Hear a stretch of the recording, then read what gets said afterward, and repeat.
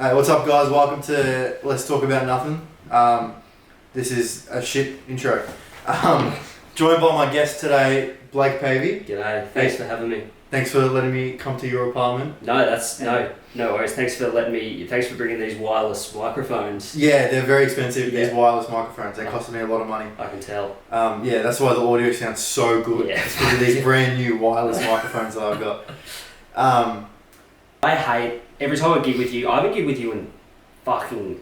It feels like it's been forever, but I feel like every time we did a gig, whoever was emceeing that night would just be like, "Now, I can say it," and that was the bit for 10 minutes that I can say his name because of your last name. Yeah, it's the most fucking annoying thing ever. Yeah, and that's why I don't go to open mics that much anymore. You should do them, but bro, they're character building. Oh no, I probably should. I actually do. I probably should. I've not been to one in fucking ages. I'd love to watch you bomb to like 3 people. It'd be the best. Oh mate, and I'm sure it would be. I'm sure it would feel amazing. It's the best feeling. But I don't think I can put myself through that. I was actually thinking about coming to Dirty tonight, but then I was just like, Do you mean Dirty Secret's the best comedy room in Australia? I do, because I do like the comedians there, but I was just like, I don't think I can put myself through that. Tonight there was 4 people in the audience, Mm-hmm. and the MC was like just yelling. It was like like loud equals funny.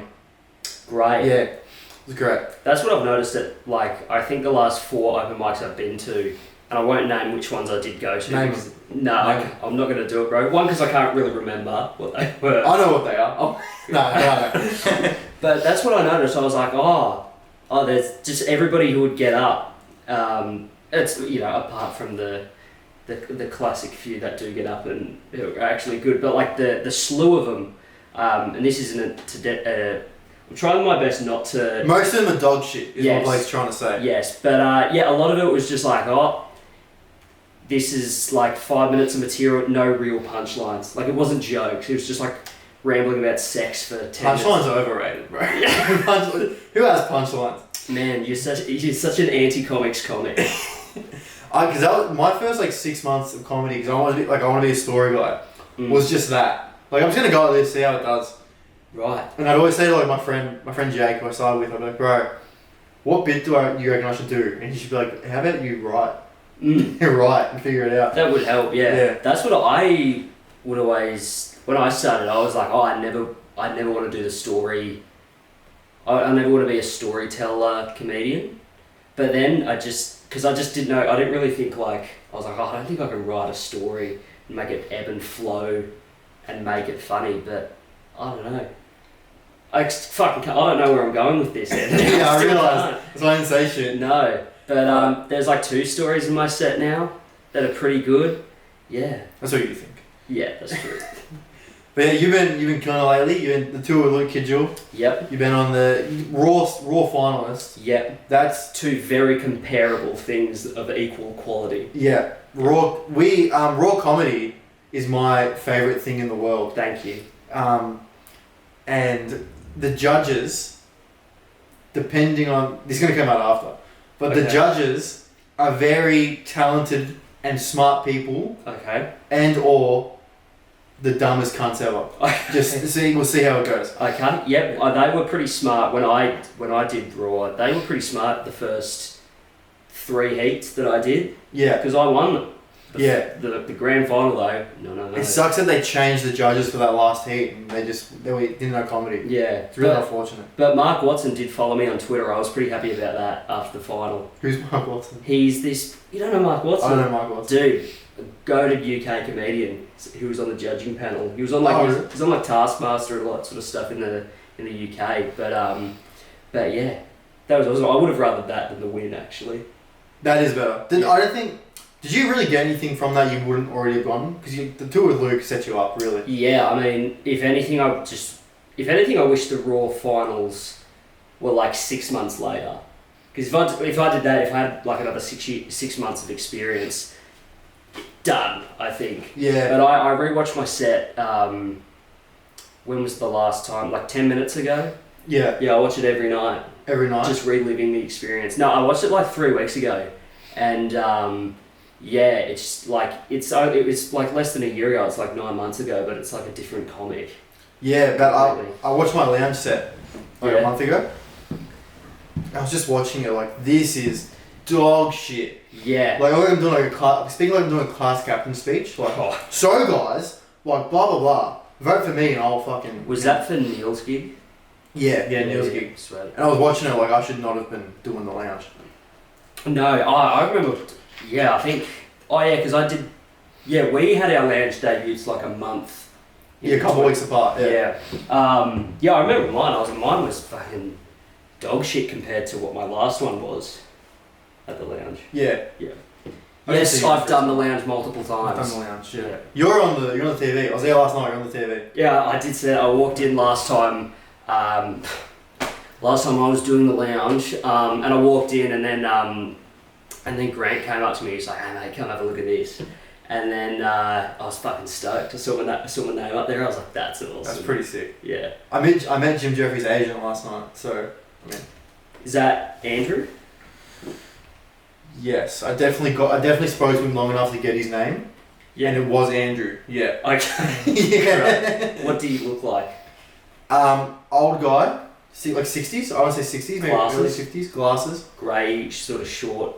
Yeah. Everything you say. Yeah. I agree with that. I think I know who you were talking about. Yeah. Yeah. And that was Jim Jeffries' agent. Yes. Yeah. How was Jim? Oh, 10 out of 10 best thing I've ever seen in my life. Yeah, It dope. was amazing. That's what I can't remember when he played. You went to a show, didn't you? Like 6 months ago. Yeah. Yeah, I went to that, and last night's show was that, but more polished, Right. and then like 30 minutes of new shit. Shit. And then the new shit bombed, which I enjoyed seeing, Yes. because one, I feel better about myself. Like, watching your idol bomb just makes you feel good. Mm. And two, it's like, oh yeah, like we're all the same. Yes. Like, you know, when I bomb at Dirty, it's exactly the same as when he bombs at the lounge. Yep. Same thing. Exactly the same thing. Yeah. Yeah. So, me and Jim Jeffries not that different, is what I'm trying to say. I agree wholeheartedly. So, fuck, you're dying, eh? Yes. Yeah. That's what I tell people. Yeah, because I was thinking about, like, we haven't hung out for a while, but I was going to hit you up a few times to hang out, but, like, I think you're not really worth investing in as a mate. No. Well, maybe after the tour. Yeah, maybe off the tour. Because I think actually, honestly, the tour goes well. Maybe I took like maybe 3 or 4 tours in, I die. You get the scrap. That's at least 50,000 ticket holders. Yeah, that's over the true. course of 4 tours. That's true. But it's like, yeah, so I would trade the emotional turmoil of your death for ticket sales. Yeah, I would. I think that's a good investment. Alright, dope. What else am I talking about? Oh yeah, I was talking about the John Cena thing. Yeah, John Cena was your Make-A-Wish. he was. Right. Yeah. I'm doing this just for the TikTok clip. I don't Okay, actually go. give a fuck. Okay. John Cena's your Make-A-Wish. So unoriginal. I know. I didn't get any points for creativity there. No. I'll be honest. But But also mine was like 7 years ago, so he was like halfway to the record or whatever it was. He must get sick of it. Oh yeah. Like- Fuck it, but is he gonna say no? That's the thing, he can't say no. No, you can. But he must, I reckon some days he hates being the Make-A-Wish guy. Oh, 100%. I would hate doing one. Yeah, Like that's just an inconvenience. it is an inconvenience. Like when I met him, it was at the show. Like, say, maybe not a huge inconvenience then, because he's already there, he's at the venue, and he knows he's got like 20 minutes until he can actually fuck off. But like the ones where he has to go to somebody's house or go to like a shopping mall or something and play like 2K with him, that would be shit. Yeah, fuck that. Imagine playing like... It's not worth anyone's time. The kid's just going to die. Mhm. And then... Did John Cena even really do the Make-A-Wish? Exactly right. Yeah, I don't know. Yeah, you've raised a good point, Yeah. and I don't really know where to take It's a it. pointless endeavour. Yeah. Is what I'm trying to say. Yeah, but people, I did a. Thinking about my last gig at Cooper's, this dude was like, I asked for a motorbike for my Make-A-Wish, and then he started giving me shit about picking John Cena. I was like, hey man, you picked a fucking BMX. You could have bought one for like $800. Exactly, and then he was like, oh, I was gonna ask for another boat. I was like, what? He was like, oh, I wanted another boat. I had 2 boats. I was like, what the, like, this is the weirdest flex. Like, yeah. But then he was trying to give me shit for mine. I was like, dude, I picked something that like, I think the quality of a Make-A-Wish is defined by, can anybody do this? Like, anybody can kind of get a motorbike. Yeah. Like, nobody can really meet John Cena. That's a lot. Like 700 Make-A-Wish kids have met John Cena. Is it only 700? I think it's the last time I checked. I think every like 50 Make-A-Wishes he does, there's just like big Facebook posts about it. Like, oh, he's the new record holder. I swear he's been the record holder for like 10 years now. But every time that comes up, all of my followers just tag me in it, and they're like, "That's what you did." I'm like, "Yeah, I know." Blake, did you know you're in an ad? Did you know that? I'm in an ad. Yeah, people fucking message you that. Did you know you're in this? Oh, people are the worst. Yeah, fucking. Did you know you're in the Richmond poster? Oh, dude, people like they would see that billboard and they were like, "Hey, man, not sure if you still going." Yeah, thank fuck. Yeah, people would text me like when I was on that big billboard. They were like, "Hey, man, not sure if you know. I know you're a Collingwood supporter." This was literally verbatim what one of the DMs was. "Hey man, I know you're a Collingwood supporter, just wanted to see if you're okay with this, not sure if you knew." And it was my face on the billboard on Punt Road. I was like, "Thanks for letting me know, man. Yeah. Really appreciate that." You're like, I don't know about the fat fucking bag that I got. Exactly. Dude, the fucking, like over the past year especially, ever since I've like started getting a following, that's when I realised how stupid the majority of the population is. Yeah. Yeah, especially TikTok comments. Those have really like depleted my faith in humanity. TikTok, they're just funny. Like I've been making fun of like, I do this shit in my videos where I change the subtitles to be different than what I'm saying. Mm-hmm. Just add extra jokes in there. It's just funny. And like I always make like an Andrew Tate thing just because it's relevant. Mm. So I just chuck it in. And like people will message me like, "Aren't you a little bit old to be an Andrew Tate dick rider?" And it's like, I couldn't be more clearly making fun of 15-year-olds who like Andrew Tate. Yeah. Yeah, people just... That being said, he's innocent, let him know. Yeah, people just have no nuance on TikTok. Not to use that word pretentiously, but like not even nuance, just like not dumb cuntery. That's a better term. Yeah. Not dumb country is a better term. Yeah, dude, I did a video about George Pell like the other day. Yeah, you copped it on that, so... Yeah, there's like 1,000 comments and like half of them, I thought it was going to be pretty like 80-20 or maybe even 90-10 on like positive, like yes, he's dead to like, oh, you know, Christians or Catholics just like, but it was like 50-50 of like people just going, "You shouldn't make fun of the dead." And I was like, dude, like like this is a weird hill for you to die on. Yeah. Like just defend the pedophile. I'm like, is So, that not the pedophile, the king pedophile, the pedophile, probably one of the goats. Yeah. One of the goats. Yeah, I feel like I feel like being on this podcast is just like now I'm not too worried about it, but like 20 years down the line, You'll be dead. You don't have to worry about okay. it. Yeah, I know. I said some shit in the one with John last night. I'm like, ooh. Yeah. In 20 years, this might come back. Yeah, fuck, no good. Ah, well. Funny's funny. Funny's funny. Funny's funny. Like, okay, we'll do a disclaimer. Me and Blake don't condone pedophilia and or George Pell. There you go. You're fine. You're exonerated. Okay, thank you very much. I appreciate that. Oh, you're welcome. Good look out for you. I did a video a few months ago where I was like, also a lot of people, when they comment on like, why do you feel the need to make this video? It's just like, it's just me sitting in my room going like, fuck, I can do this. Yeah. Like, yeah, I made one that was like, what progressive people are like throughout the years. Okay. And the inspiration was a Jim Jeffries joke where he's like, every generation was the most progressive generation. Yeah. And I'm like, that's a great point. So I made a video that was like, throughout the years, so like 70s, like, yeah, I think black people should be like treated equally. Yeah. Let me go home and bash my wife. And then the next one was like, yeah, I think women should be able to vote. Unless you're like, you know, those two weirdos kissing. And then it's just, the next one's gays, and it just goes on and on. And it was just meant to be like, yeah, it's always changing. I didn't have a message to it. I was just like, this is a video I can make. It gets like 4 million views, right? And it was split 50-50 between the left and the right, thinking I was on their side. Yeah. The right thought I was going like, look how dumb progression is. Look how stupid it is. And the left thought I was being like, yeah, we're always getting more progressive, it's the best. Yeah. And everyone's just fucking arguing. But not one person messaged me to be like, what did this mean? Yeah. They just assumed what I meant. Oh, 100%. And just died on that hill. I feel like that's a good... like, most of my videos where people fight, it's like both sides both think I'm against them. Like, in that case, you're in the clear there if they both think you're on their side. Yeah, but, that's true. the Pell video was just, like, everybody thinking I'm either, like, making fun of, like, a dead guy for being dead, not a dead guy for molesting people. And the other side, who knows, man. Yeah, people know. Yeah. But we'll go back to the tour. You've told me some great tour stories off air. Mm-hmm. Care to share any on the mic? The connected microphone. I'm trying to think. It's just a lot of like, I don't know. These country towns are the funnest shows to do. We had someone shoot up heroin or something of that nature in Rockhampton. Nice. That was fun, but it was like a good sort of.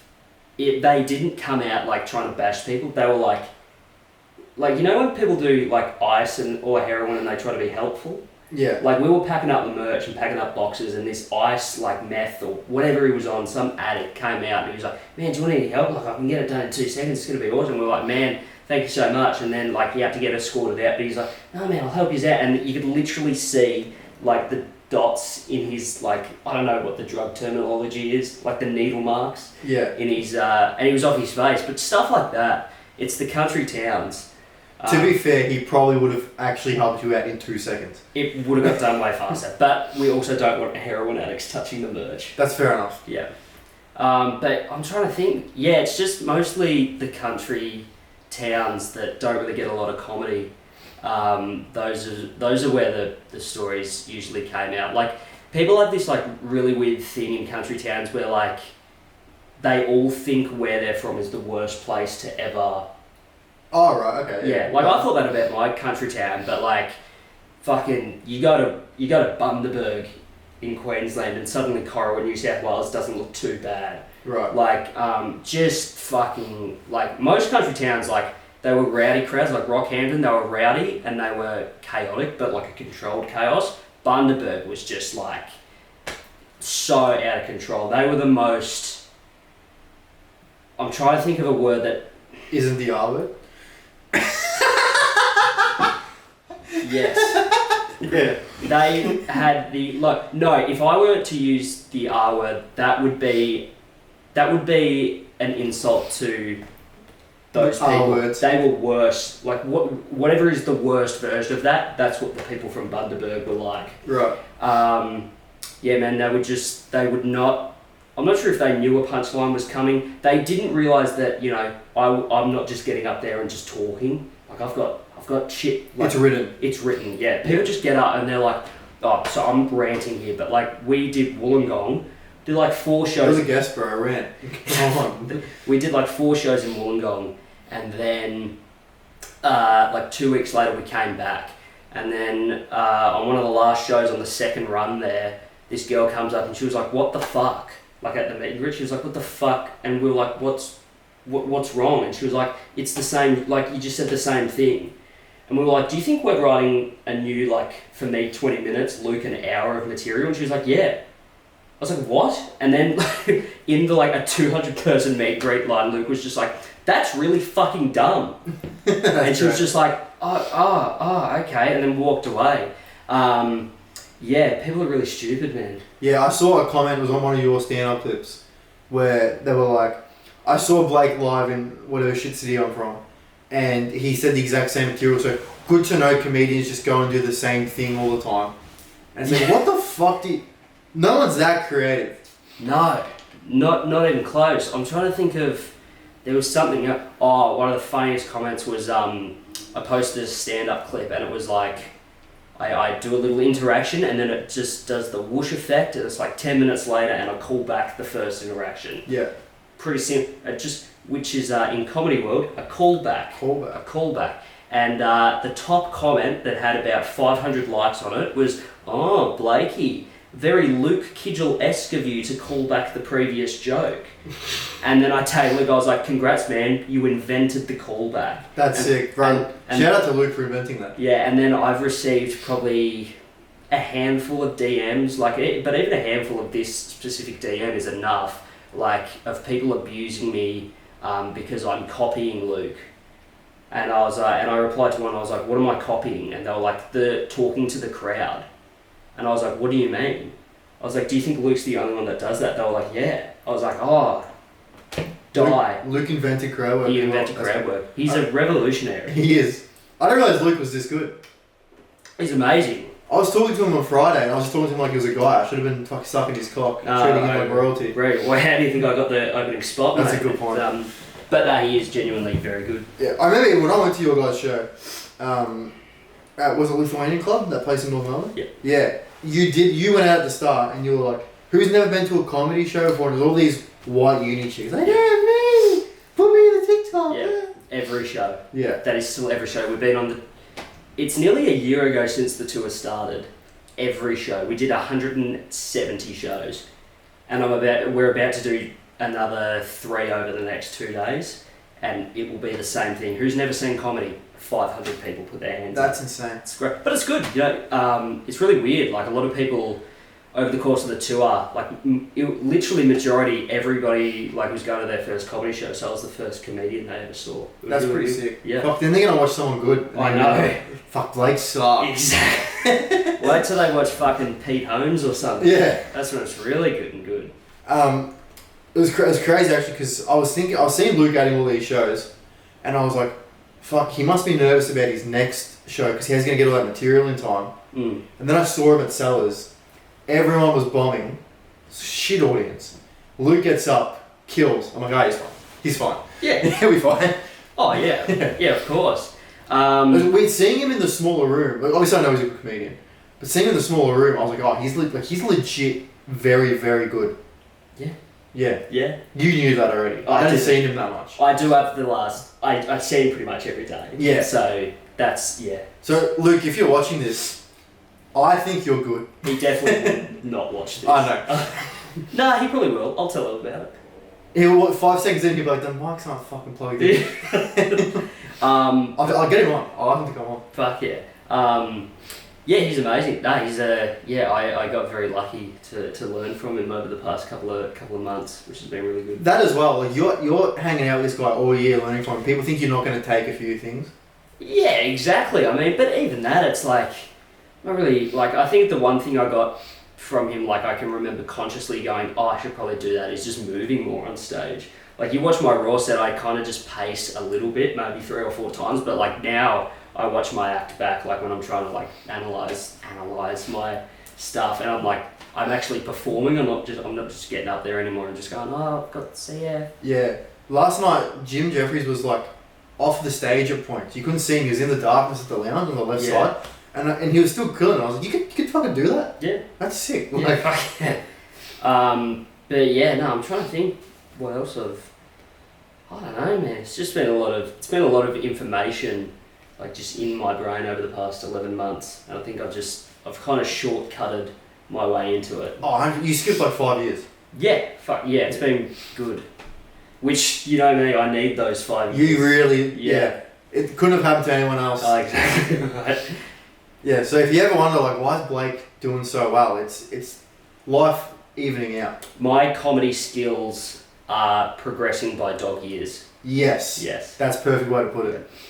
What are your thoughts on like the mainstream media? I've seen you on the Today Show and whatnot, and you heard my thoughts, which were very nice thoughts. Yep. About that. I enjoyed my experience on the Today Show. I've been on there twice now. I did do the group interview. That was what it was. The Today Show is the best thing I've ever watched in my life. Man, not even today. It's Today Extra.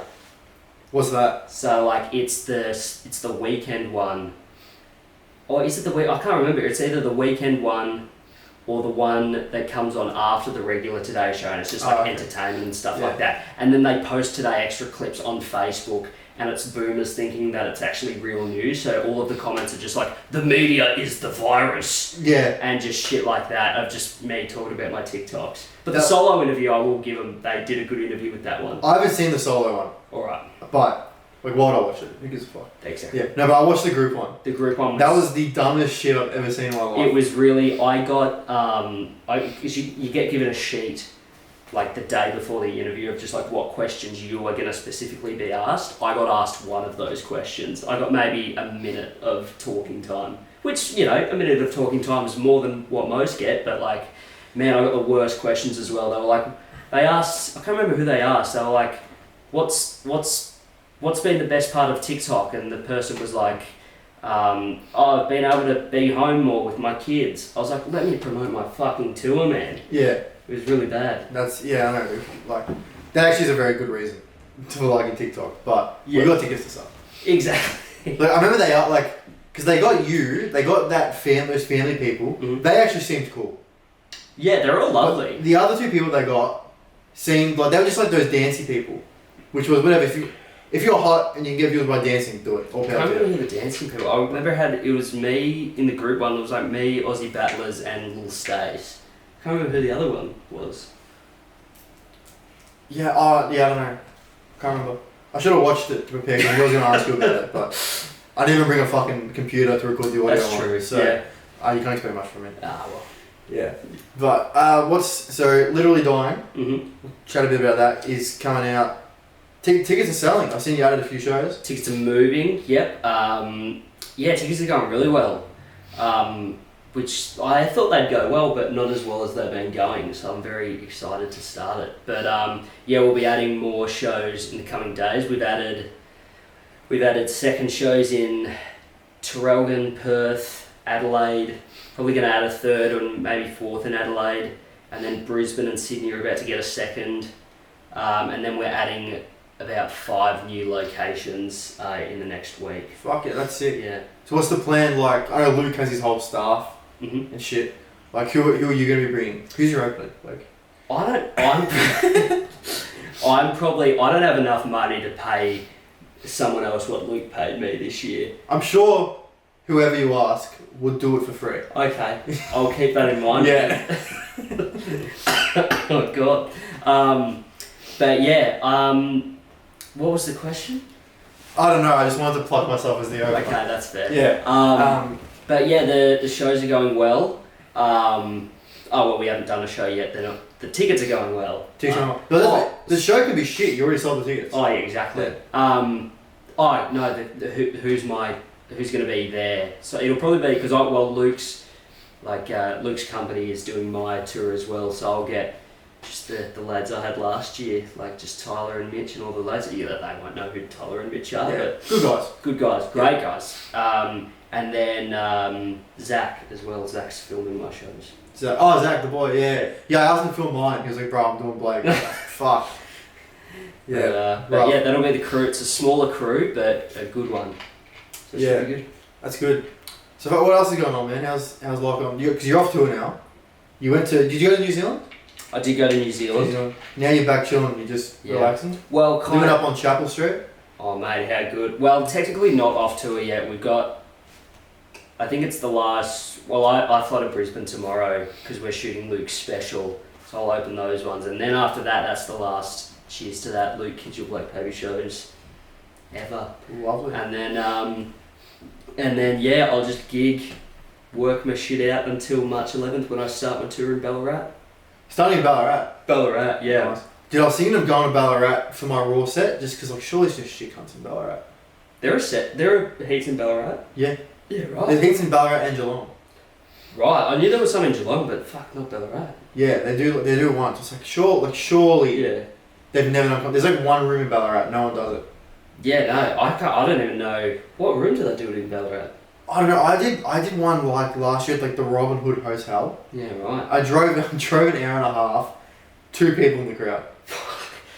That sucks. Actually, best and worst bomb. Yeah. Because there's good bombs and bad bombs.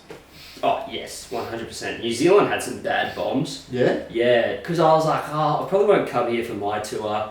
Maybe. But now we might. I don't know yet. But that was a try new shit leg of the tour. Yeah. And God, there were some stinkers. But like funny stinkers. Bombing is fun.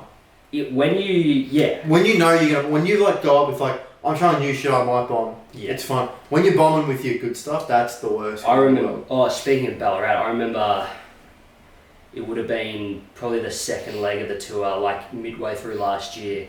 I wrote a bit 10 minutes before that I was just like, oh, give it a go. And the premise was, and I'm copywriting because I know I'm going to get this bit good, but I haven't cracked it yet because I did it once and have not tried to pick it up again. But I'm gonna get it done. I was like, I think HSPs can cure racism. Like the amount of times I grew up in my small little country town and saw white middle-aged men go from fucking Islam at like 2 p.m. to like 2 a.m. just with a HSP going, fucking Islam.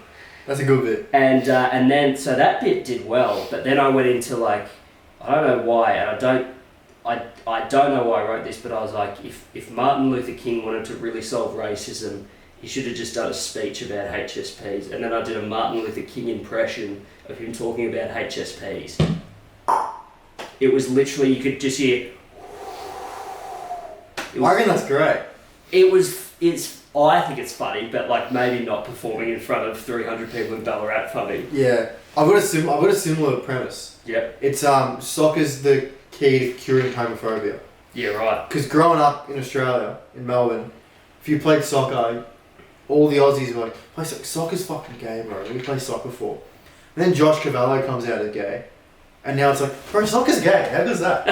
That is good. Like, I do like that. But I can't get I don't have anything other than that, which isn't... It's like 20 seconds to get to the joke. I didn't want to do... I didn't really... I don't know. Because that's the audiences we perform. It's just like, you know, TikTok fans who just don't get comedy sometimes. Not all of them. Like, most of them are pretty good, but there are some crowds where it's just like a lot of people just going, ooh. Yeah. So, like, I did this bit when in the NRL, when the Pride round stuff was happening, where they refused to wear the jerseys, I was like, hey, dude, throwing a hissy fit about your skin-tight, multicoloured jersey that you wear while 10 other men tackle you and bury and just, like, pummel themselves into you, that's gay. Yeah. Like, that is gay. And then I did this thing where I was like, the coach would walk in and he'd be like, righto, boys, we've got new jerseys coming in. And he's like, oh, coach, what colour are they? He's like, oh, mate, rainbow. He's like, ew, no, what the fuck? And then that kind of bombed as well. That bombed? A little bit, yeah. But not in the way of like, this isn't funny. It was just like, oh, we don't know if we can laugh because he said the word gay. Yeah, you get that. Well, I say gay a lot. Yeah. I don't know if you know. Oh, I know. And yeah, you get that. Like, I've been doing this joke about my eye recently. Yeah. And the way it starts is like, so I'm blind in one eye, which means growing up, I was just disabled enough that it was funny to make fun of me. Okay. But not disabled enough to be like, hey, what the fuck? Give me Yeah. that. And like, when I do that, you see people go like, where's he going? Yeah. And then once I like start actually telling my story and they see like, oh, this guy's not making fun of disabled people, then they like relax. It's like, just saying the word, they pull back. It's really weird, but that's, you know, they get over it. I think after they hear it once, they're like, oh, okay. Yeah. Let's do another hour on cancel culture. I don't think there's enough of that. Oh yeah, man, that's what we need. I think that's a gap in the market. Two white dudes talking about cancel culture. Yeah. Yeah. Bro, like, I don't get why you can't just bash women anymore. No. Like, Oh god, I'm not even gonna get into that. Thoughts on the tape? The Tay Monster? I do not give a fuck about the tape. I can literally I hate his fans. I don't give a fuck about him. I just hate his you say anything and then just there's 50 comments of just like, what colour's your Bugatti? I'm like, hey man, I don't want one. What colour's yours? They're like, oh. And then I got people who had a go at me. I was like, I said something fucked about Tate, like when he got arrested, and people were like, he's innocent. People just accused him of human trafficking. I was like, hey man, if you're getting accused of human trafficking, probably a bit of a good indicator you're a bit of a shit cunt. Yeah. Like, getting accused of that is probably, okay. Yeah, I feel the same. I don't give a fuck about Tate. No. And like, I just think it's funny how divided people are over the guy. That's what's funny. I just think it's dangerous because I remember I know when I was 14, I if I was 14, 15 now... I would have loved tape. I would have loved tape. Like, I remember when I was 14, it was the start of that sort of, pipeline, Ben Shapiro and Milo Yiannopoulos were, blowing up. I was fully in that. Yeah. So, but, I got out of it, and, I've actually come out of it, completely the other side, I think. So, hopefully that just happens to the next generation. I think it's part of growing up. It's just part of maturing. Yeah, because I went through year 8 to 10 being like, why don't girls like me? And then I looked at my YouTube search history and I was like, wrecked feminist compilation number 48. Probably the key reason. That's it. I used to I used to go to school passing off Jim Jeffries and Bill Burr misogynistic jokes as if they were my own. Yeah. And I was just like, I don't get it. I can't get a girlfriend. Doesn't make sense. I did that in year 10. We would have to do a speech about whatever we wanted, and then the winner of the public speaking thing in year 10 would perform it at our variety night. Yeah. So they picked 2 people, and one of the years I got in, and it was a speech about CF, but there was a good 5 minutes. Oh, you've been flogging that horse for years. I know. Literally. Technically my first gig, but that first gig was 5 minutes of it was verbatim, the first 5 minutes of Ricky Gervais's Humanity. Nice. I did, and then Great special. And then I was just how does nobody caught on? Yeah. It was really bad. And then people were like, man, you're so talented at writing. I was like, oh, I know. It was really bad. I was the exact same. I was just passing off all these Jim Jeffries shit, and then one kid just goes, "No, I'm not stolen from Jim Jeffries at all." And I went, "Oh no, well, I never said that I didn't steal it. I never said it was my own. I did that shit." Man, that's grim. Everybody did that in year 10 though.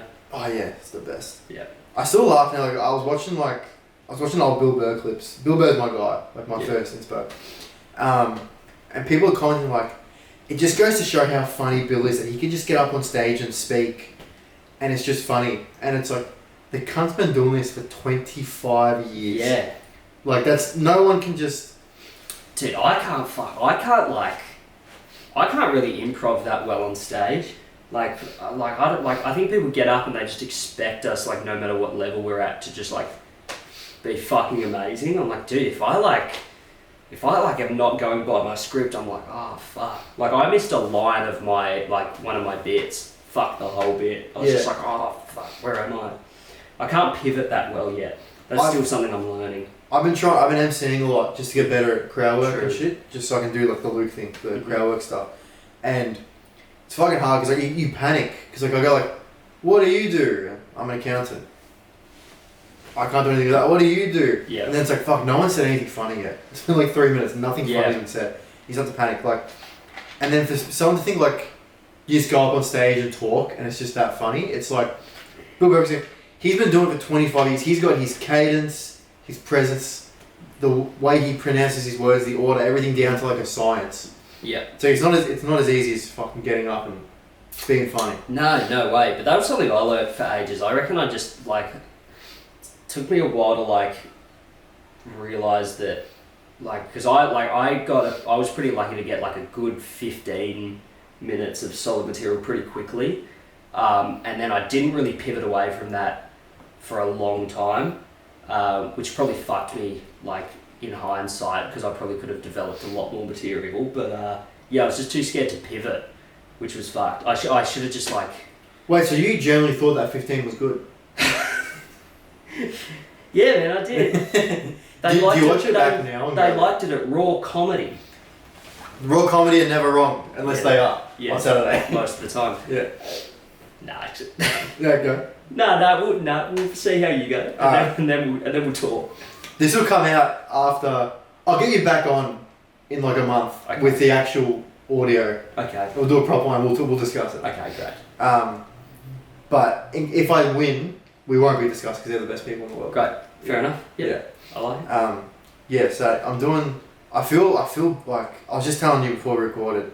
I have a bit. I have my best bit that I know always will do well. But it's it's very me. Mm-hmm. And I'm they're not gonna like me. Mm. Yeah. So I'm I'll write 5 about the eye. Yeah. Because maybe I can do dance and get the he's disabled. Yeah. So now I'm gonna feel if I don't make it through, I'm gonna feel the shittest cunt. Because like I danced for you and I still didn't get in. It's gonna be rough. But I feel like a lot of people are, I don't know, I remember like before I did my first heat, they like sat us down and they were like, there was like a 45-year-old bloke like sitting right behind me, and they were like, hey, you guys can talk about whatever you want, just as long as none of it's like sexist, racist, homophobic, or like ableist or whatever. And I just hear the 45-year-old dude behind me just go, fuck. And then he was like first up, and he just fucking ate shit. It's pretty hard to bomb at Raw. He ate shit. Dude, how good is watching people bomb up? It is the best. It depends who it is. Like if it's a mate and I'm watching them bomb, I'm like, that's kind of funny. Yeah. Because I know that'd be the exact same for me. Like, dude, there was this joke. Oh, it's too much back and forth explain what the bit was, but like it ended in the words Stingray Romano. Right. And the bit wasn't funny, but I did it. And then we got the video back and I was just like, Stingray Romano. And just again, just nothing. And then all you hear is like, Luke's got a pretty like recognisable laugh. Yeah. You can just hear it side of stage just going, that's amazing. And then you can just see my face just go so red. And it's to this day like it's become like a staple of like the tour group of just like Stingray Romano. Stingray Romano. Mate, what a bit. Great. Yeah, once I was bombing at Exford, which is like you've done Exford? No. It's just like part of the festival. I was bombing at Exford. Oh God. One of the most said sentences in the history of sentences. In the history of Melbourne comedy. Yeah. I was bombing at Exford, which for the viewers is just Exford Hotel in Melbourne. They run every day in the festival. They do a booked half then an open mic. I signed up for the open mic. Got there at like 6 to sign up for the open mic. Fucking parked in Carlton, walked there. I get up on stage, just silence for like 3 minutes. And I'm like, fuck. I'm like, in my head, I'm like, I'm having a bad set. Yeah. And then I can see like a light on, this is my blind side. So I just can see the light, but not what's going on. And I look, it's fucking Dan Rosario. He's leaning back in his chair like this, recording me with the flash on. And I'm like, I just like gave up on my set. I'm like, Dan, what the fuck are you doing? He's like, bro, you're bombing, it's funny. He's fucking recording it. Jesus Christ. God. Oh man.